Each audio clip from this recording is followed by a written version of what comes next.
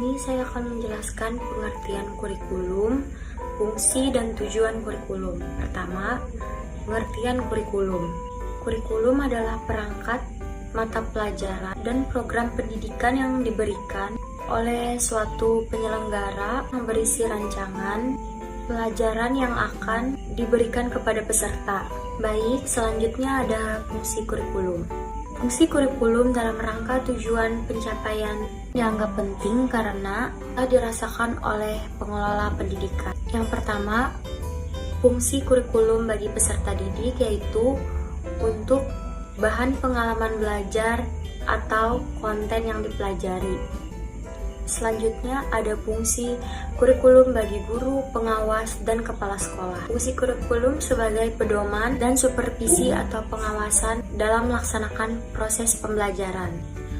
Kurikulum juga berfungsi untuk memahami dan mengarahkan potensi dari seorang peserta didik agar dapat menggali potensi dirinya.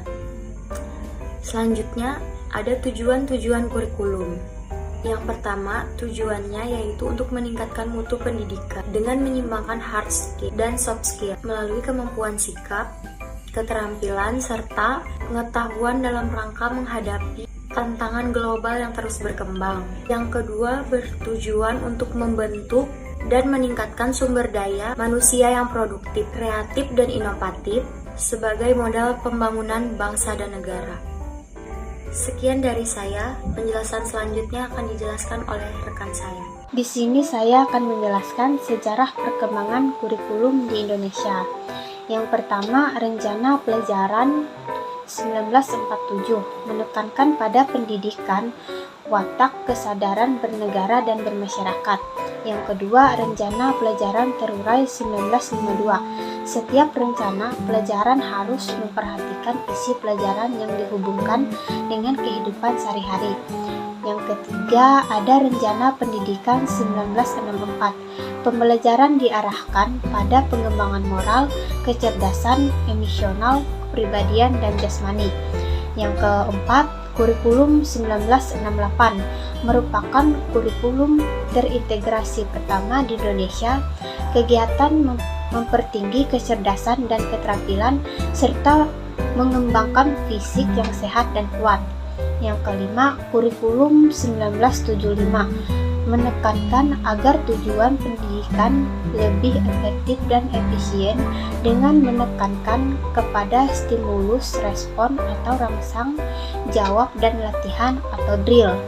Yang keenam, Kurikulum 1984 merupakan revisi dari Kurikulum 1975 berorientasi kepada tujuan instruksional dengan pendekatan cara belajar siswa aktif atau CBSA.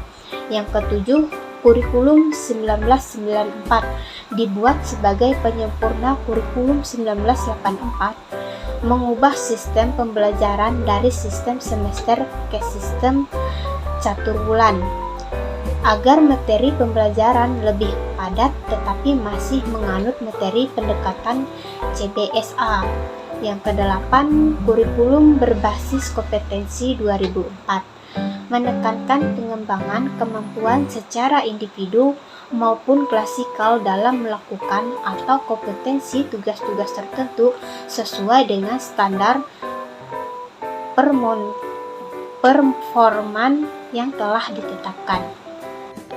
Selanjutnya yang ke-9 yaitu Kurikulum Tingkat Satuan Pendidikan atau KTSP tahun 2006.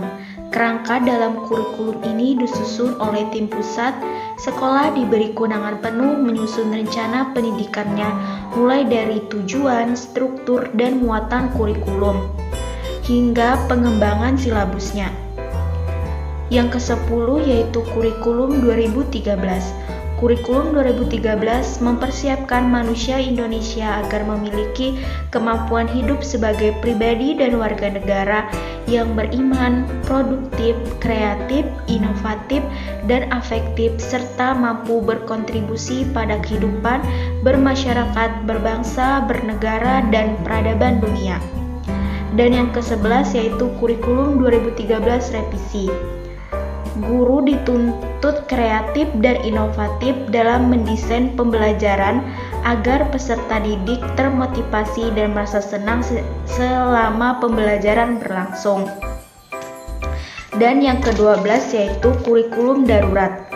Kurikulum darurat dalam rangka pemulihan ketertinggalan pembelajaran akibat COVID-19, pemerintah memberikan fleksibilitas bagi satuan pendidikan untuk menentukan kurikulum yang sesuai dengan kebutuhan pembelajaran peserta didik. Dan yang terakhir, yang ke-13 yang paling terbaru yaitu kurikulum merdeka. Dirancang sebagai bagian dari upaya Kemendikbudristek untuk mengatasi krisis belajar yang semakin parah karena pandemi COVID-19. Kurikulum ini kurikulum yang fleksibel sekaligus berfokus pada materi esensial dan pengembangan karakter serta kompetensi peserta didik. Sampai pada tahun ajaran 2022-2023 sudah 140.000 satuan pendidikan yang telah menerapkan kurikulum merdeka. Seperti yang sudah dijelaskan sebelumnya, sejak Indonesia merdeka pada tahun 1945, kurikulum pendidikan nasional telah mengalami banyak perubahan. Perubahan dan penyempurnaan kurikulum ini dilakukan untuk mengikuti perkembangan dan tantangan zaman serta kemajuan ilmu, pengetahuan, dan teknologi.